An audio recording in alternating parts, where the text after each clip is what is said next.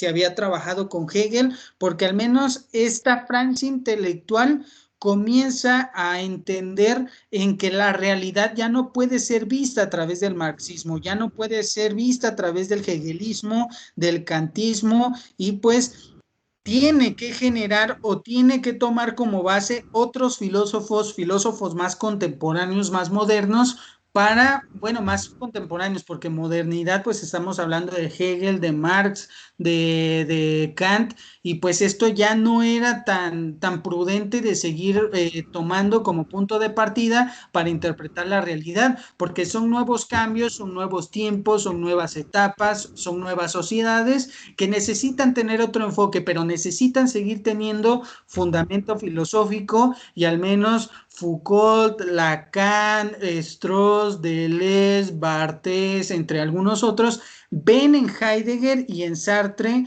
y algunos otros filósofos como Camus, que pueden tomarlos como tomaron de base a Marx, a Hegel, a Kant, y pueden interpretar la realidad, pero ya desde una nueva perspectiva, ¿sí? Entonces, Michel Foucault es un psicólogo, psicopatólogo y un filósofo que llega a ponerle una nueva impronta a la filosofía, ya se los había dicho, en cuestión, ¿a qué me refiero? Al estructuralismo. Es un ser completamente intelectual, es una persona que destaca por su lucidez, por su capacidad de pensamiento descomunal, y que nos deja bastantes legados, no solamente en la filosofía, sino que en la antropología, en la sociología, en la psicología, y que es un ser completamente dotado de capacidades intelectuales muy amplias, que nos llega a abrir una perspectiva sobre cómo estamos abordando la realidad y qué es lo que nos espera a futuro de la misma. Entonces, son tres puntos los que vamos a abordar con Michel Foucault. Uno de ellos, como lo hemos abordado en otros filósofos, es checar su biografía, cómo es que influye todas sus experiencias vivenciales para las corrientes filosóficas o los postulados filosóficos que nos va a aportar. En definitiva, ¿qué es el estructuralismo y qué hace él en cuestión del estructuralismo y sus aportes a la filosofía? Entonces, vamos a comenzar por su biografía, ¿bien? Entonces, es una persona relativamente que muere joven, que vive poco, pero que eso poco que vivió lo explotó al 100% y lo comenzó a hacer desde que nació. Entonces, al igual que Camus, Foucault nace en una comunidad de Francia llamada Poitiers. Entonces, nace en 1926. Él también está a punto de inmiscuirse en la Segunda Guerra Mundial, o al menos estar influenciado bastantemente por la Segunda Guerra Mundial, y pues empezamos desde 1926 con su nacimiento, ¿sí? Él es hijo de una familia bastante acomodada, no es como nuestros otros filósofos, o al menos los antiguos y los clásicos.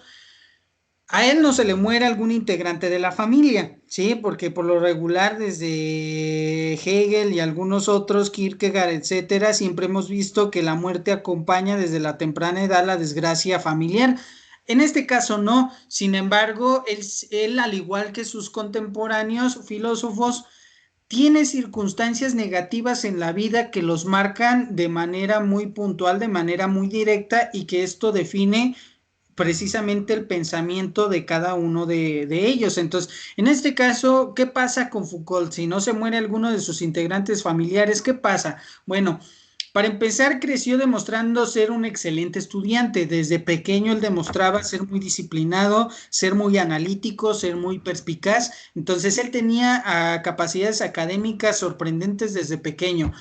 La cuestión es que cuando empieza su adolescencia, empieza a tener conflictos personales que lo hacen afectarse a sí mismo de manera muy negativa en cuestión a su criterio, su sexualidad, pero sobre todo su personalidad. Bien, él comienza a tener muchas crisis que lo orillan a considerar el suicidio como respuesta a esas crisis.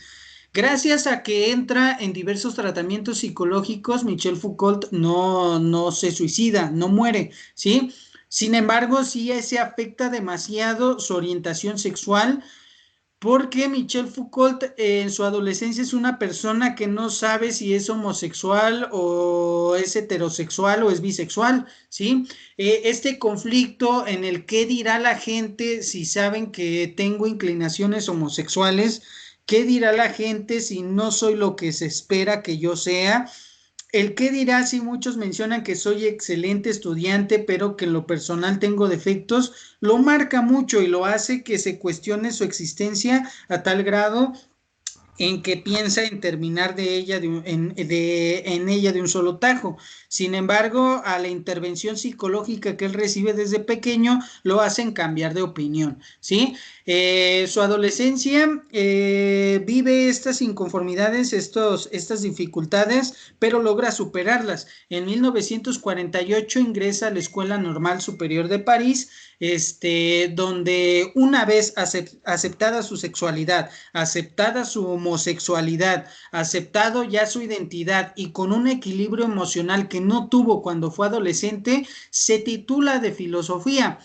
2 años después, él recibe su título en psicología, más adelante hace un diplomado en psicopatología, y esta brillantez, esta lucidez, este enorme intelecto que él tenía a pesar de todo lo que le había pasado en cuestión psíquica, personal y muy íntima en su adolescencia, le permite que sea reconocida esta enorme capacidad académica que tiene y que él pueda ser profesor en muy grandes universidades en el extranjero. Él consigue cátedras, él consigue bastantes puestos importantes dentro de universidades como Hamburgo, etcétera, pero en 1960 o más o menos, perdón, en 1950-1960, su transcurso por el extranjero lo hace recaer en Francia. A él le agrada Francia y pues regresa a él, ¿no? Entonces, en 1948, él prácticamente obtiene 2 licenciaturas, un diplomado y obtiene diferentes cátedras en diferentes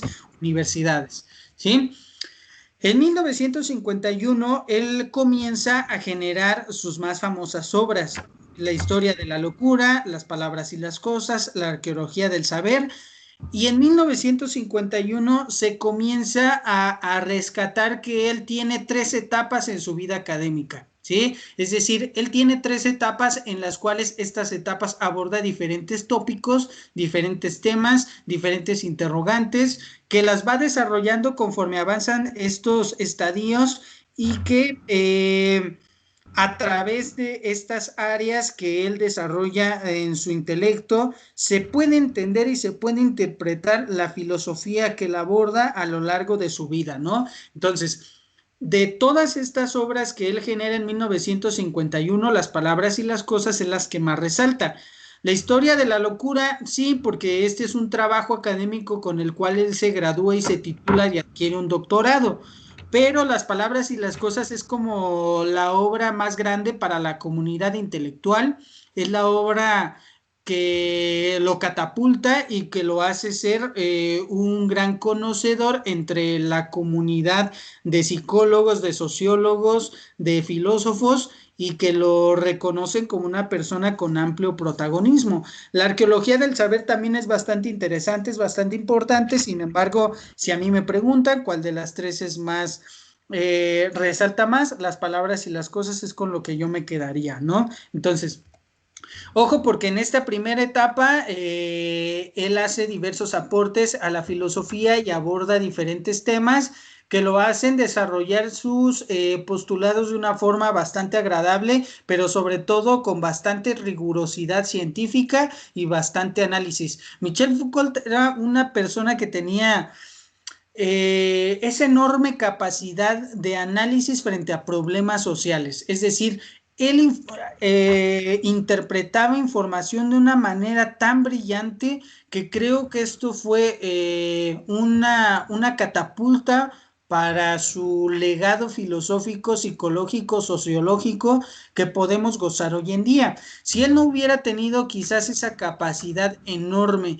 de interpretación, de análisis y de comunicación de lo interpretado, creo que sí nos hubiera costado un poquito más de trabajo entender todo lo que hizo. Sin embargo, no fue así. En 1961 comienza su segunda etapa intelectual. En la primera aborda la arqueología, por así decirlo, la arqueología del ser humano, ¿sí? Y más adelante voy a abordar más este aspecto. En esta segunda etapa, él aborda la genealogía, es decir, inspirado por Nietzsche e inspirado por esta primera etapa, él comienza a saber el origen del ser humano, al igual que lo quiso hacer Nietzsche. Bueno, Nietzsche más fue orientado al origen de los valores, entonces Foucault lo potencializa al origen del humano, ¿no? Entonces, eh, aquí hace diferentes obras y algo que hay que destacar que nos vamos a profundizar más en el tema un poquito más adelante, es que a través de esta genealogía, es decir, descubrimiento del origen del hombre, él deduce el origen del conocimiento humano y este origen del conocimiento humano deriva el origen del poder. Entonces, él es un teórico del poder. De hecho, a Foucault se le caracteriza o se le identifica por su brillantez para abordar el poder como factor o condicionante humano, ¿sí?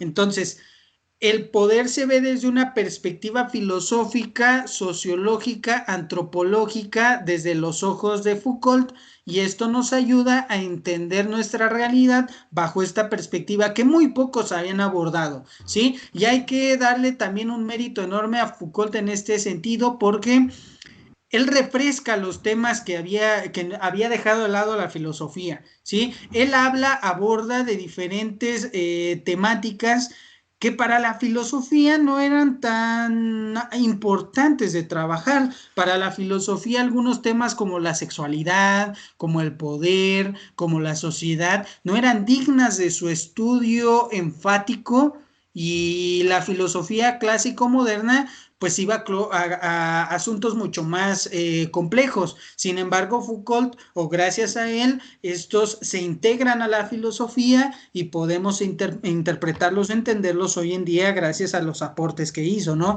Entonces, sus obras que él genera en este tiempo es Vigilar y Castigar y La Voluntad de Saber. Creo que es muy importante resaltar la obra de Vigilar y Castigar, ese es de los más importantes. La voluntad de saber también es fundamental, sin embargo, para mí tiene mayor peso Vigilar y Castigar, porque ahí expone toda la filosofía del poder pastoral que estaremos tratando en el siguiente bloque, por así decirlo, ¿no? En 1980 él establece, bueno, antes de eso, cuando está en la universidad o llega a Francia y se encarga, está como titular de el Departamento de Planeación Académica en la universidad, una de las universidades más importantes de Francia. Él conoce al amor de su vida, un estudiante llamado Daniel, con el cual pues es su pareja de toda su vida y pues muere junto a él y se aman bastante, ¿no? Se quieren bastante. Y lo conoce pues en la universidad cuando Daniel es estudiante y él es el encargado de este departamento. Entonces, ya un Foucault completamente realizado, ya un Foucault completamente desarrollado en el ámbito académico, en el ámbito intelectual. En 1980 se da su última etapa intelectual. En esta etapa habla acerca de temas como lo ético, lo estético y lo moral. Sus obras más destacadas son Historia de la Sexualidad, en las cuales se dividen en 4 volúmenes. En esta etapa solamente saca el volumen 1 y volumen 2. Entonces, aquí es bastante interesante también este libro porque desde una perspectiva de la sexualidad humana comienza o finaliza temas sobre la adquisición de normas éticas, de normas morales y sobre todo la influencia del poder a través de la sexualidad. Entonces, es un filósofo bastante importante. Hay que también resaltar que no sé si usted lo ha notado, pero a partir de Sartre, los filósofos no son como los filósofos clásicos que únicamente se dedican a la filosofía. Aquí los filósofos ya tienen que trabajar en otras áreas, relacionan la filosofía como fundamentación en otras epistemes y pues tenemos el ejemplo de Sartre, que era escritor, político y a la vez filósofo. Tenemos a Camus, que era escritor, político y filósofo. Y en este caso tenemos a Foucault, el cual es psicólogo, filósofo, sociólogo, arqueólogo, antropólogo desde cierta forma, pero que también se enfoca bastante a la filosofía. Entonces, más adelante la Escuela de Frankfurt y algunos otros integrantes del gremio intelectual también se van a estar dedicando a diferentes áreas, pero fundamentando todo bajo el aspecto filosófico. Entonces, Michel Foucault muere en 1982, justamente cuando estaba finalizando el volumen 4 de la historia de la sexualidad, pero ya había lanzado el volumen 3. Muere de SIDA y muere, es una de las personas que el SIDA le cobra factura bastante, de forma bastante temprana. Entonces, él al ser contemporáneo muere de una forma bastante contemporánea. Recordemos que en estos años se comienza a gestar la manifestación de la comunidad gay y con esto también conlleva el origen del SIDA como una de las enfermedades de transmisión sexual desprendidas de la homosexualidad. Entonces, no hago esto en cualquier sentido peyorativo, ¿sí? No quiero cometer una falacia ad hominem, perdón, pero sí hay que rescatar esto, ¿no? Michel Foucault muere por el SIDA y no en un sentido satanizado. Él piensa, gracias a todos sus estudios del poder, historia de la sexualidad y antropología del ser humano, arqueología del ser humano, que este tipo de enfermedad es una invención más de la sociedad para mantener controlado, en este caso, al grupo homosexual de ese momento. Sin embargo, desde mi perspectiva, creo que esto lo malinterpreta bastante, se fía mucho de lo que realizó en ese sentido y pues no le toma bastante importancia a esta enfermedad y termina muriendo a causa de la misma, ¿sí?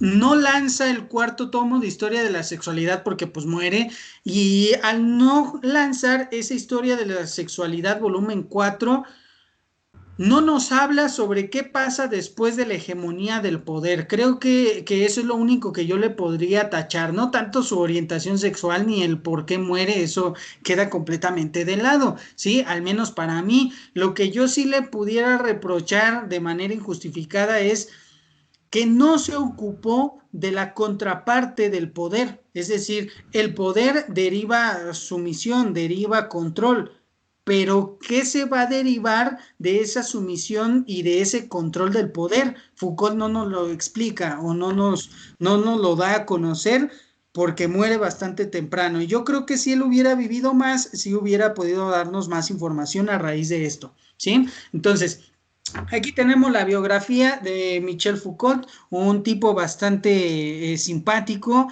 un tipo bastante inteligente, y él fundamenta el estructuralismo. Pero entonces, ¿qué es el estructuralismo? ¿Sí? Él lo fundamenta, pero también se apoya de aportes intelectuales que hacen otras personas, en este caso otros analistas, otros intelectuales. ¿De quienes estoy hablando? De infinidad de personas, tanto francesas como alemanas. En este caso, ¿qué es el estructuralismo? Para ponerlo más claro, ¿sí? Nos dice esta presentación. Es el interés por el lenguaje como sistema abstracto de reglas, dejando en un segundo plano la relación con los objetos y el habla, ¿sí? Fue la definición más clara y más sencilla que pude encontrar del estructuralismo, ¿sí? En todos mis libros digitales estuve buscando alguna frase que nos ayudara a entender de forma inmediata qué es el estructuralismo sin profundizar demasiado en el tema, y esto fue lo único que pude encontrar, ¿sí? De forma explícita, antes de Foucault, antes de Sartre y antes de Heidegger, con Descartes, con Hegel, entre algunos otros, el hombre estaba en el centro de todo, ¿sí? Es decir, el hombre constituía el conocimiento, constituía la realidad, constituía los objetos, constituía nuestro entorno, constituía los panoramas sociales, constituía los panoramas matemáticos, lógicos, en sus diversas epistemes, pero era el centro de todo ello. Entonces, ¿qué hace el estructuralismo? ¿Sí? Saca al sujeto de esta centralidad y estos tipos dicen, a ver, alto, el hombre no define todo, ¿sí? Él forma parte de una estructura definitoria, ¿sí? Entonces, ¿qué hace Foucault al lado de Jacques Lacan y de Claude Lévi-Strauss? Nos dice, el hombre no define ni el lenguaje, ni la cultura, ni el conocimiento, forma parte de ello, ¿sí?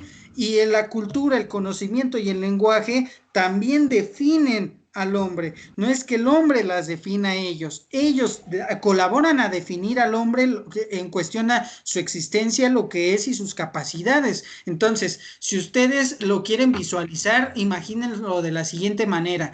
Antes de Foucault, antes de Sartre y antes de Heidegger, imaginemos que un círculo, en la centralidad de dicho círculo está el ser humano, ¿sí?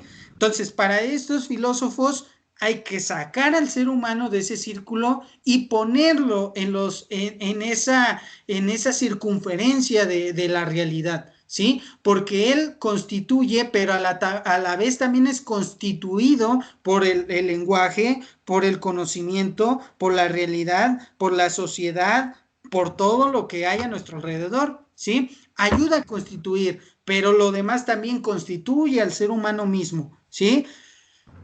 ¿Por qué él toma bastante protagonismo en ese estructuralismo? Por eso se le llama estructuralismo, porque el ser humano forma parte de una estructura de la realidad, no constituye la estructura como tal, él forma parte de la estructura, repito. ¿Por qué forma bastante, tiene un papel bastante interesante y muy importante en el estructuralismo? Porque él fundamenta bajo la sociología lo realizado por Lévi-Strauss, ¿sí? De hecho, Lévi-Strauss lo que hace es hablar sobre la sociedad, pero Foucault fundamenta eso hablado en Lévi-Strauss, ¿sí? Lo fundamenta desde la perspectiva antropológica, es decir, el recuento del pasado del hombre, y desde una perspectiva arqueológica, es decir, el descubrimiento de lo realizado por el hombre a través de la historia. Fundamenta lo hecho por Lacan. A ver, Lévi-Strauss es un sociólogo puro, Lacan es un psicoanalista puro, ¿sí? De hecho, él parte de Freud. Lacan parte de Freud porque estudia la sociedad desde una perspectiva psicoanalista, ¿sí? Es decir, desde la psique, desde lo interior del hombre, estudia la sociedad, pero Foucault lo fundamenta a través de el descubrimiento de la razón, el descubrimiento del poder, y prácticamente le da las bases para que Lacan despliegue o su despliegue intelectual sea válido para la sociedad en general. Es por eso que les pongo esta imagen, ¿no? Hay algunos otros que también forman parte del estructuralismo, pero si quieren, si ustedes me preguntaran quiénes son los integrantes más importantes de esta nueva corriente de conocimiento, Lacan, Lévi-Strauss y Foucault. Nada más. Los demás derivan en lo que hacen estos tres tipos, y esencialmente, aunque no me guste aceptarlo, Lacan y sus grandes aportes al psicoanálisis, Lévi-Strauss y sus grandes aportes a la sociología son fundamentados por Foucault. Entonces, prácticamente ellos dos se apoyan de todo el trabajo intelectual que hace Foucault y le agradecen que fundamenten sus conocimientos y que sean completamente válidos para los demás. Bien, entonces, Vamos a pasar a las ideas esenciales de lo realizado por Foucault, ¿sí? Es un tipo que le gusta estudiar la historia, de hecho comparte con Hegel muy pocas cosas, pero de eso que comparte, a él también le agrada el análisis de la historia, no como un devenir, no como un ejercicio dialéctico.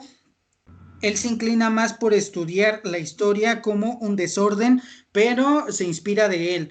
Eh, es un ser que estudia estadísticas a más no poder, estudia la historia a más no poder, estudia al hombre a más no poder, es un sujeto completamente incansable del análisis y comprensión del ser humano, y que desde mi perspectiva metodológica de la investigación, ya no hablan tanto desde la perspectiva filosófica, es un sujeto que aborda los temas de la actualidad de una forma tan rigurosa y que hace ver la metodología de la investigación como algo tan sencillo, pero que en realidad no lo es. Pero su brillantez le daba para que esto hiciera verse demasiado fácil, ¿sí? Y les habla una persona que le interesa bastante metodología de la investigación, soy conocedor de bastantes cosas de metodología de la investigación y que pues me asombra cómo es que Michel Foucault, si ustedes investigan en internet, sus escritorios los tenía atascados de antecedentes históricos,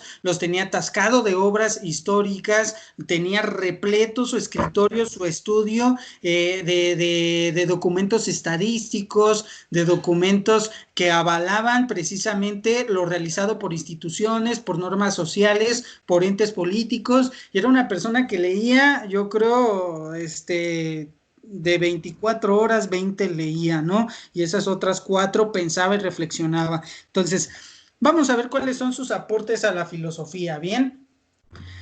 Yo traigo como resumen sus aportes a la filosofía en 3 aspectos. 1, arqueología del saber. 2, genealogía del hombre. 3, ética y estética. Y me gustaría profundizar en el punto número 2, en genealogía del hombre, ¿sí? Que es donde se puede encontrar mayores riquezas filosóficas y es por ende que lo estamos abordando desde la filosofía. Lo demás, pues pudiera entrar desde la perspectiva ética o desde la perspectiva sociológica, antropológica, y pues eso en el momento no me interesa mucho, sin embargo, sí hay que retomarlo. Si ustedes ven, tenemos 3 ideas que corresponden a las 3 etapas de sus obras. Etapa 1, arqueología del saber. Etapa 2, genealogía del hombre. Etapa 3, ética y estética. Entonces vamos a pasar por la primera, arqueología del saber. ¿Qué hace Michel Foucault aquí? ¿Sí? Estudia las configuraciones históricas, constitucionales de los saberes de la vida, ¿sí?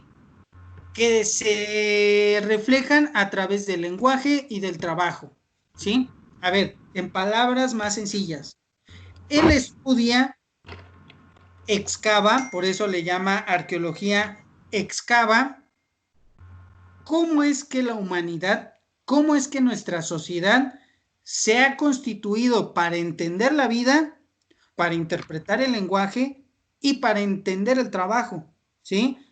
Aquí genera 3 epistemologías: biología, lingüística y economía, ¿sí? Es decir, en esta primera etapa, Michel Foucault hace un recuento histórico específicamente a partir del siglo XIV, XIII, XII, pudiéramos decir del siglo XIII en adelante, sobre cómo el ser humano ha constituido su realidad para entender la vida, para ejecutar un lenguaje y para desembocar todas las acciones humanas en trabajo, ¿sí?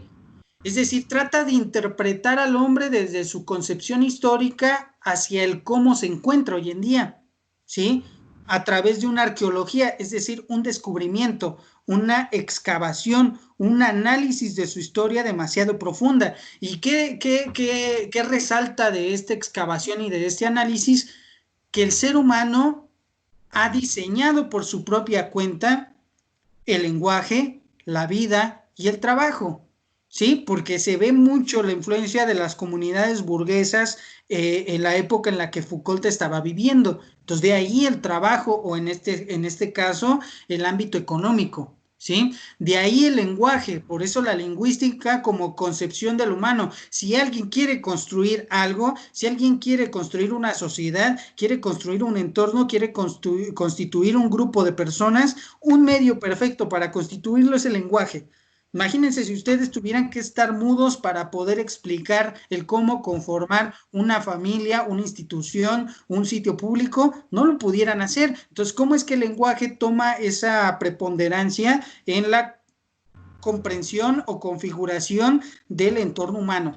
Por último, pues, los saberes de la vida, cómo aprender a vivir, cómo observar los objetos, cómo entenderlos, cómo interpretarlos y cómo deducir la información de lo que he interpretado y lo que he deducido. Entonces, esto es lo que hace Michel Foucault a partir de esta primera etapa, estudiar al ser humano desde su surgimiento. Él considera que su surgimiento parte del siglo XIII en adelante hasta el siglo XVIII, XIX, en el cual han surgido las ciencias sociales. De hecho, él es un precursor del establecimiento de las ciencias sociales como categorías del propio ser humano que le van a ayudar a comprender el estado en el que está y el sitio en donde está y del por qué está donde está. Bien, segundo punto, genealogía del hombre.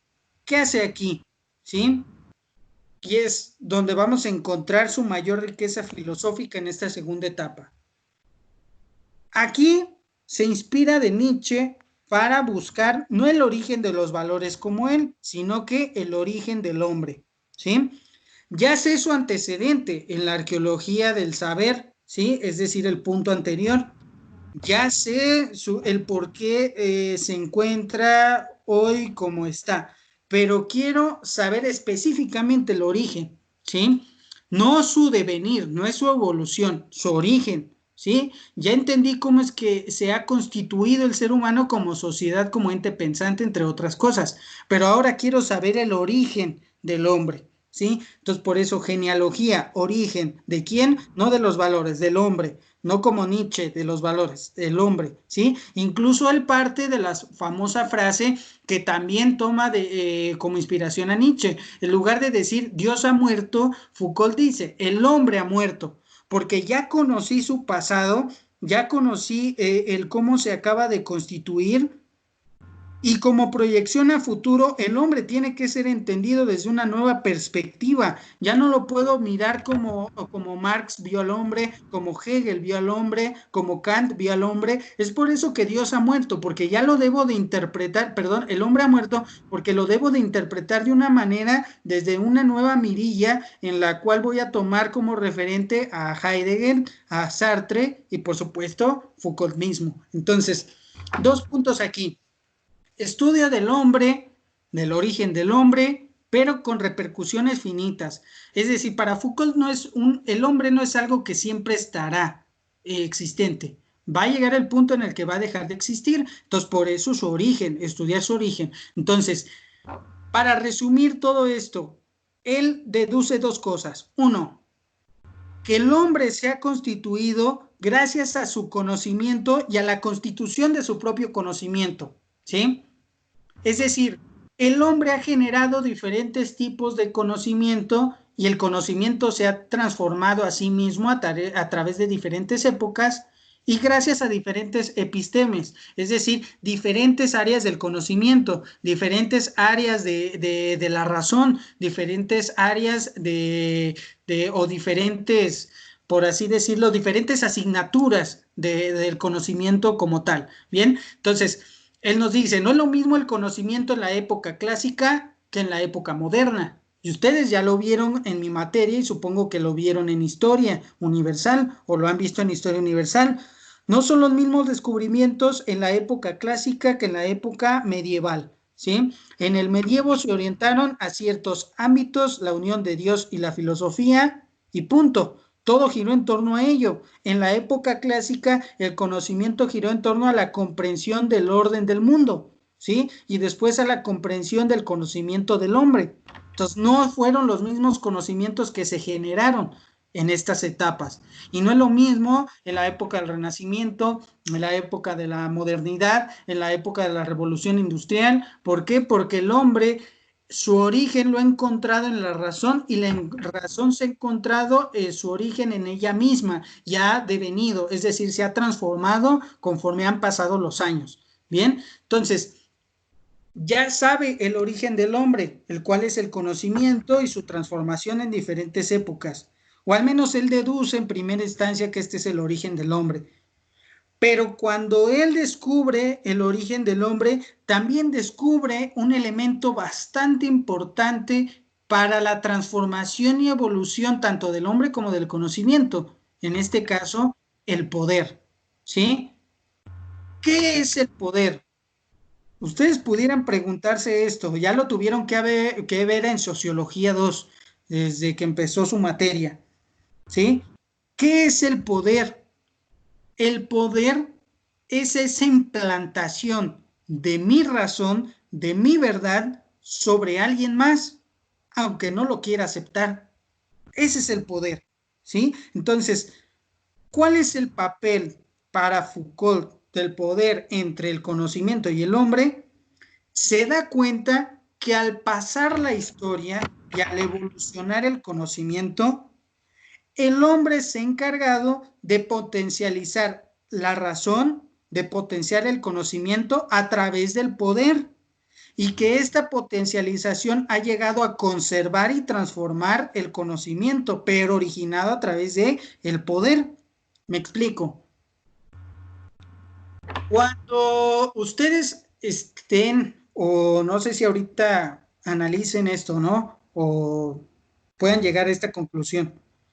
No sé si ustedes se han percatado, pero hemos visto en la filosofía cómo el conocimiento ha evolucionado gracias a que Descartes dice blanco, pero llega Hume y le dice no, es negro.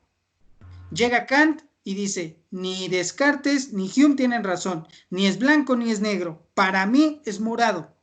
Y entonces llega Hegel y le dice, a ver, no es morado, Kant, ¿sí? No digas babosadas. Para mí, la verdad, es rosa. Entonces llega Heidegger y dice, no, Hegel, tú estás mal. La verdad no es rosa, es púrpura.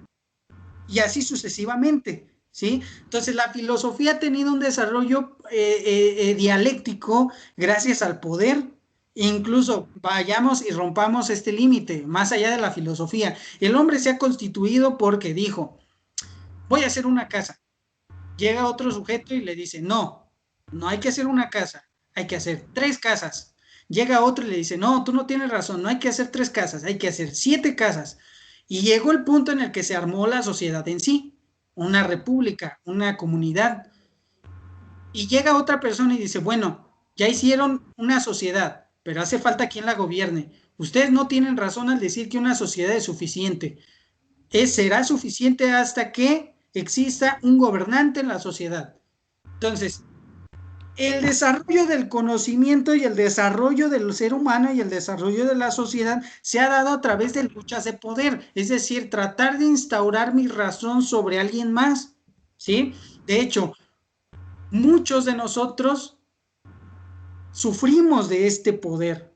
¿Por qué? Porque determinamos en que alguien más tiene la razón y me convence y me adueño de la razón que dijo alguien más, y yo convenzo a través del poder de la razón que adopté hacia que la adopte alguien más, y así sucesivamente. No sé si me está explicando, ¿sí? Entonces, Foucault llega hasta ese punto y es brillante en ese sentido porque él dice, el hombre se ha constituido a sí mismo por el conocimiento y el poder que ha transformado el conocimiento como un devenir, como una lucha constante de poder entre poderes, ¿sí?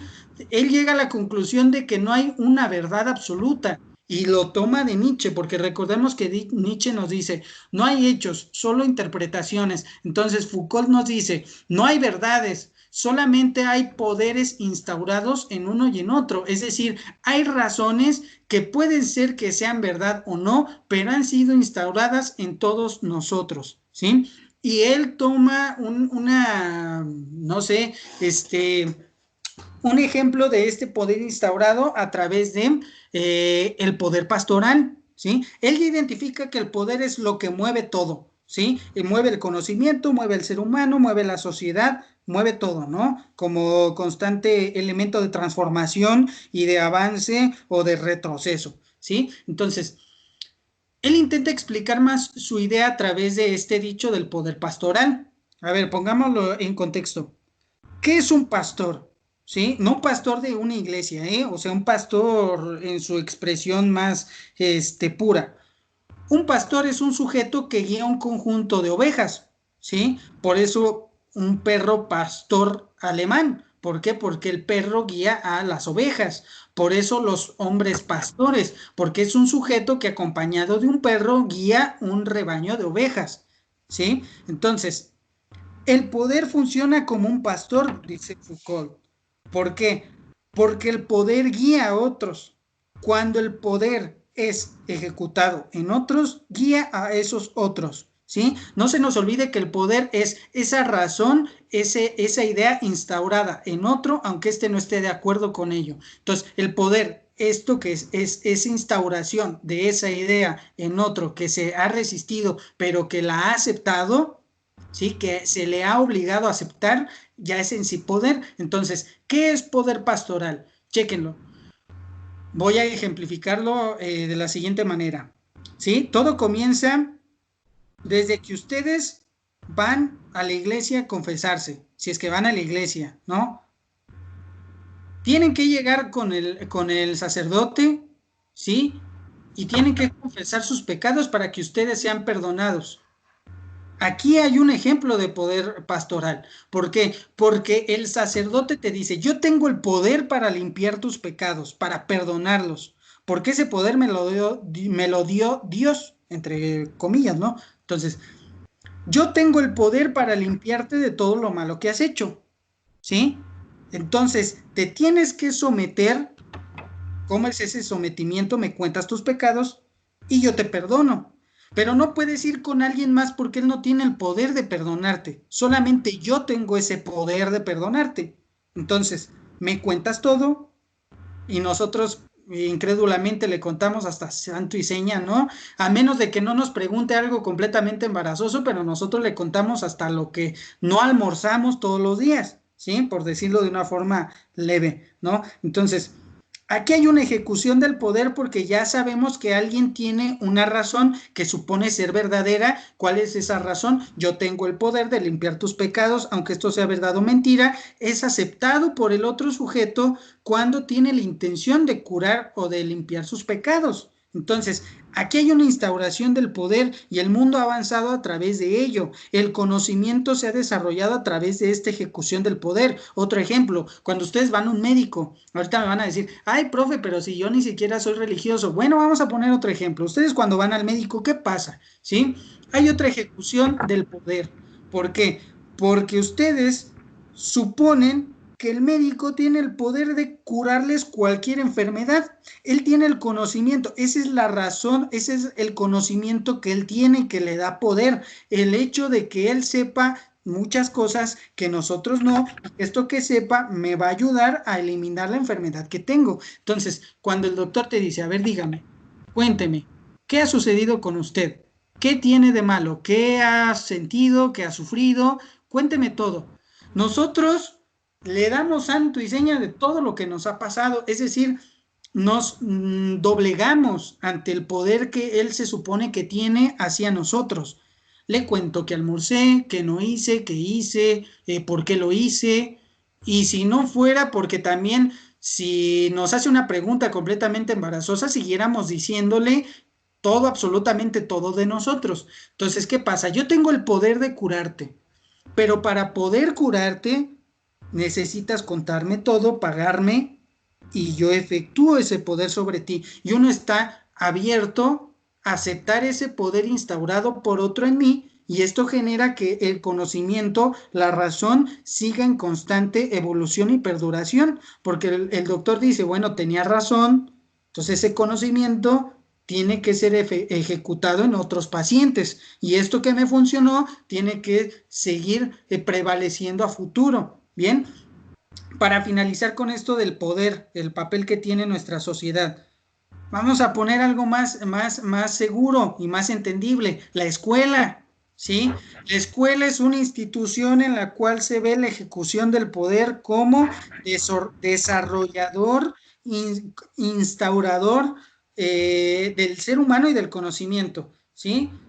¿Ustedes por qué aceptan que su profesor de historia les hable con groserías y les hable como les hable? Porque se supone que él tiene el conocimiento que ustedes les va a transmitir, ¿sí?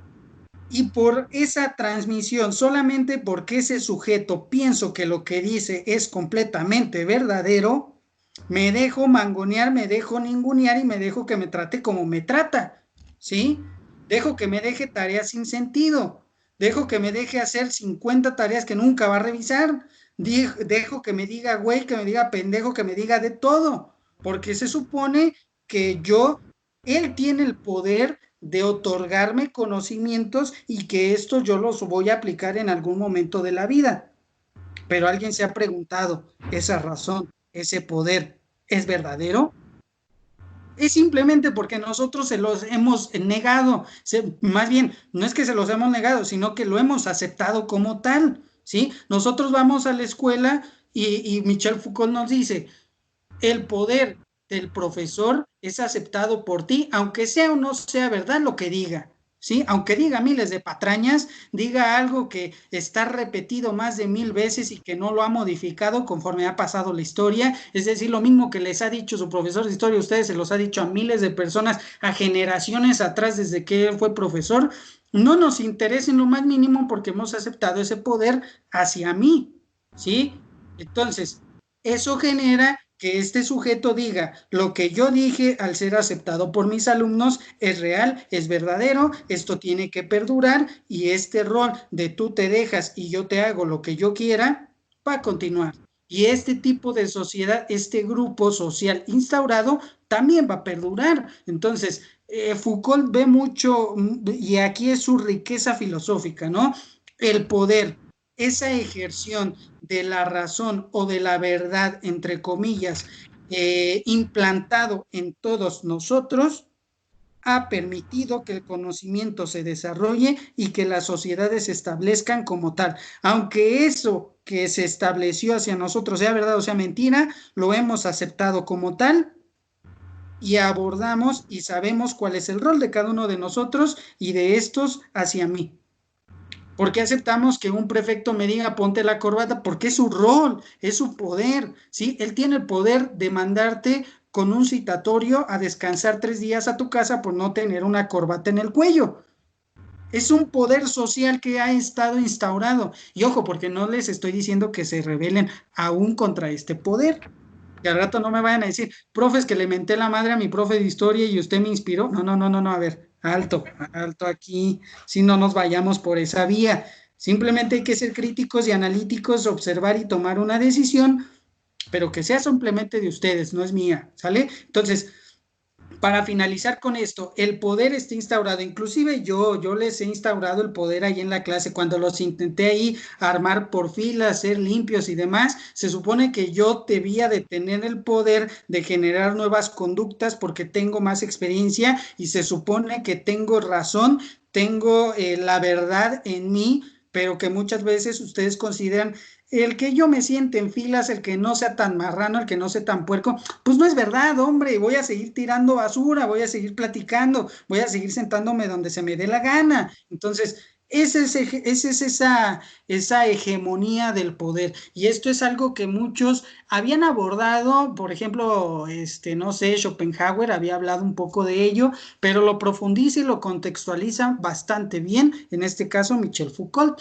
Entonces, resumiendo este segundo aspecto, el poder y conocimiento y hombre están intrínsecamente relacionados, permiten el desarrollo del uno y del otro y pues por medio de la aceptación se permite el constante devenir de estos tres elementos. Bien, para finalizar, ética y estética, ¿qué nos habla? Y por eso les decía, me voy a detener bastante en el punto número 2.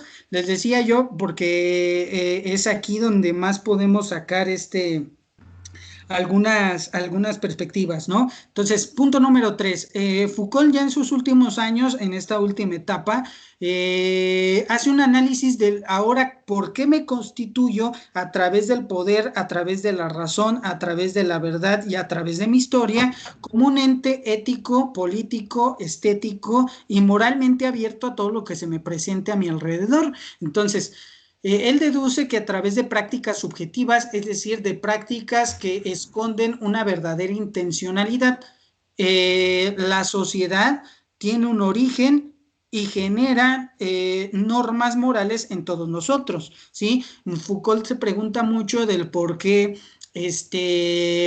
los franceses de esos años se estaban orientando mucho al código ético de cuidarse ellos mismos y cuidar las perspectivas a futuro de ellos mismos. Entonces, a manera de explicación, pues da origen a que a través de la sociedad y de las instituciones se han adoptado estas conductas y que la principal pregunta es: ¿qué conducta ética, moral y política, además de la estética, se debe de proyectar a futuro a raíz de mi historia y a raíz de mi actualidad? Eso creo que es un punto también bastante importante que Michel Foucault nos da a conocer en esta tercera etapa. Para resumir, constitución, ética, política y estética del hombre a través de prácticas subjetivantes, es decir, de prácticas que esconden una intencionalidad en lo que nos dicen que hagamos y que estas provienen de la sociedad y que también nos deben de ayudar a proyectarnos a futuro sobre lo que pasará. Bien, entonces, esto es lo que Foucault nos habla acerca de el estructuralismo en el hombre, ¿sí? Y el punto número 2, que es el que yo en la materia de filosofía resalto bastante, es la influencia de hombres sobre otros hombres para constituirse como hombres a través del análisis de instituciones, normas y historia, en las cuales el punto central sea la razón y sea la verdad, cuya principal vía de transformación es el poder.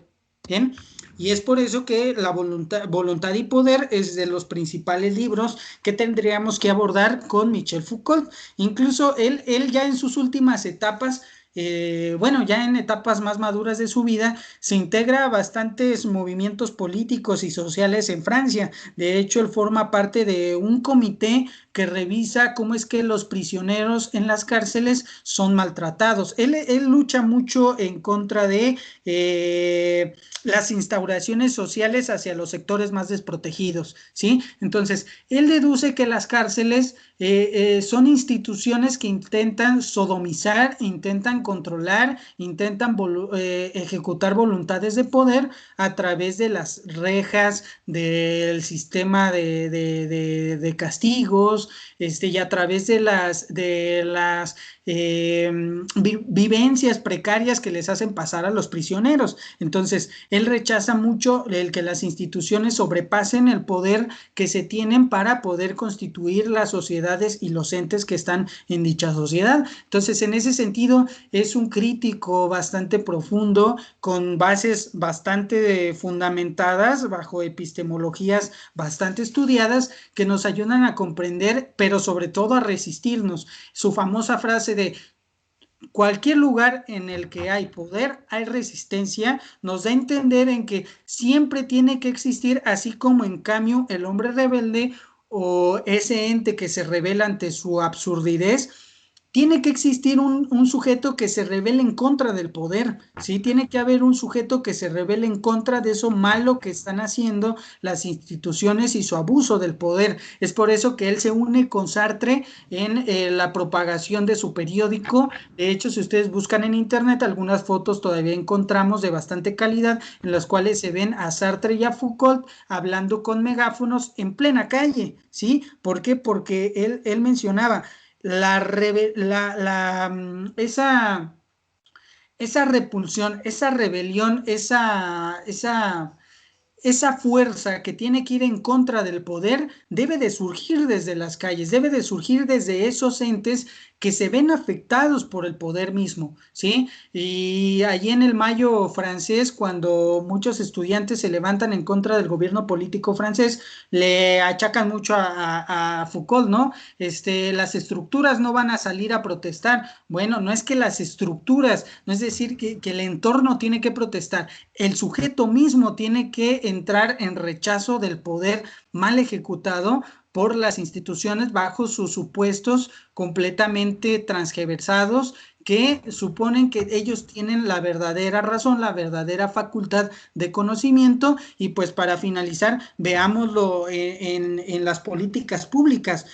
Muchas personas de bajos recursos van a las casas de campaña del PRI y del PAN, pues pidiendo que se les ayude económicamente hacia las dificultades que tienen. Y que se les dice: ok, yo tengo el poder para darte una despensa, yo tengo el poder para darte tal cosa, yo tengo el poder para no darte nada, yo tengo el poder para ignorarte, yo tengo el poder para pedirte una firma en un documento en blanco con tal de darte 150 pesos, 400, 500. Entonces, ese poder mal ejecutado tiene que ser rechazado por el hombre mismo, ¿sí? Pero es el hombre, es ese sujeto, y quizás no lo entendemos porque lamentablemente Foucault muere justamente cuando estaba desarrollando la contraparte del poder, así como lo acabo de decir. Sí, el poder tiene un papel fundamental en el conocimiento y la constitución del hombre, pero también tiene que surgir, así como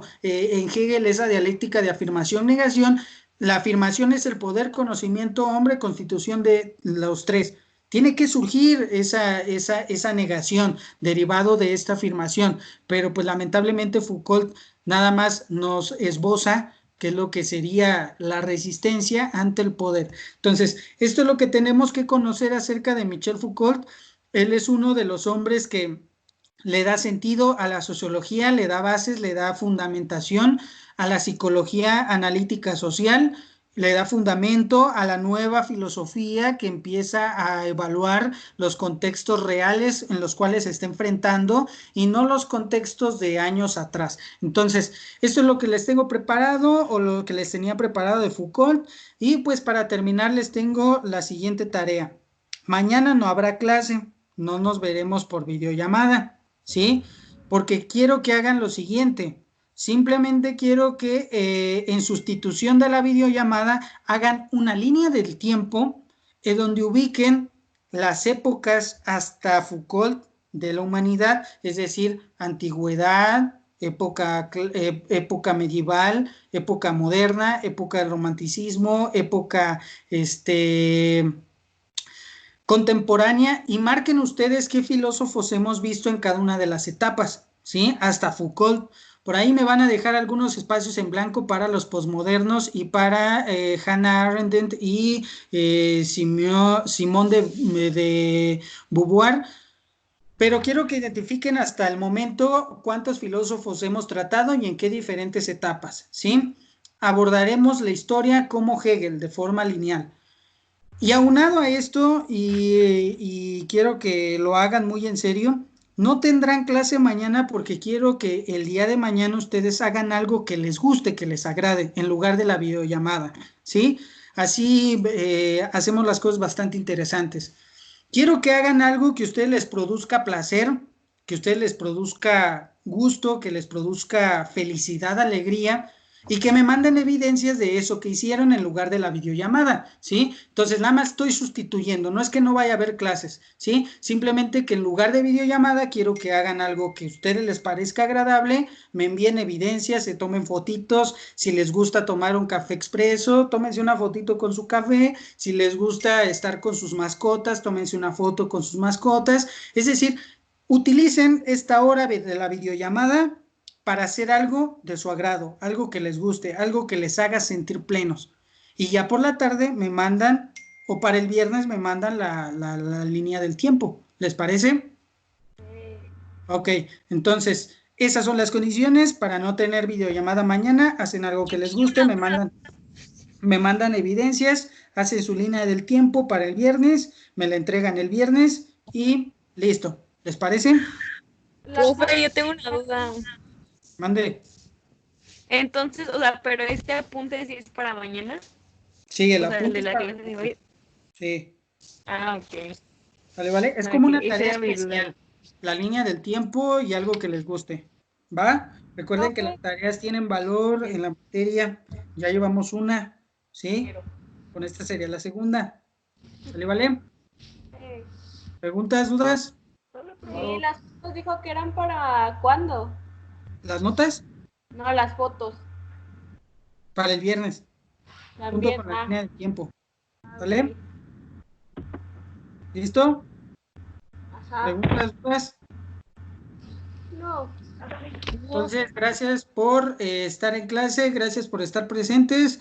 Descansen, que tengan un buen fin de semana, tengan un agradable Día de las Madres en casa, como la contingencia lo manda, y pues disfruten a sus seres queridos, en especial a sus mamás. Les mandan un afectuoso saludo de mi parte. Cuídense y nos vemos. Ok.